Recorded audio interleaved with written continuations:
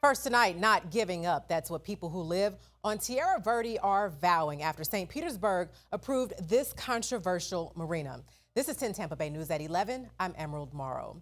The marina would sit off of Pinellas Bayway South, and neighbors have been fighting its redevelopment for months. 10 Tampa Bay News reporter Chris Hurst is live there right now. And Chris, you talked to the developer behind it and the opposition. Yeah, and Emerald, that group that has been opposing the marina expansion, says they plan to appeal, but they still want to negotiate with the developer, Greenleaf Capital, which has already compromised before. They're not willing to stop. They have not lost any momentum. Melanie Coleman-Simon is talking about the citizen group she helped start called Next, which for months has been fighting a new, larger marina. They're all extra large.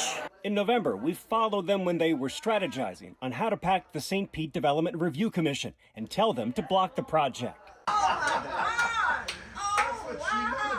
And we saw them celebrate when Greenleaf Capital decided to withdraw their plans just days later. What we heard consistently from the residents was, please bring the height down to within the code. It resubmitted a scaled-back version in March, dropping the slips from more than 700 to 500 and the height from 92 to 70 feet. Simon and the rest of Next say it's still too big and a danger during hurricanes. Everybody's ready to go on for phase 3. This is definitely not lying down or time to quit. Last night, the DRC approved the modified plan that Greenleaf spokesperson and former St. Pete Mayor Rick Kreisman says will also be farther away from homes. They were trying to be as sensitive to the neighborhood as they could, and I think they came up with a really smart plan. It still must get proper permits before construction. Simon says they're planning to appeal the vote to the circuit court. We've had so many pledges come in of not $100, a lot more than that.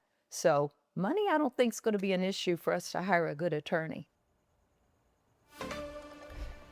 Those hurricane concerns are still one of the main sticking points for people out here, and Greenleaf admitted it still hasn't completed a required hurricane safety test. Kreisman tells me that'll happen later during the permitting process. Live in Tierra Verde, Chris Hurst, 10 Tampa Bay News. Chris, thank you.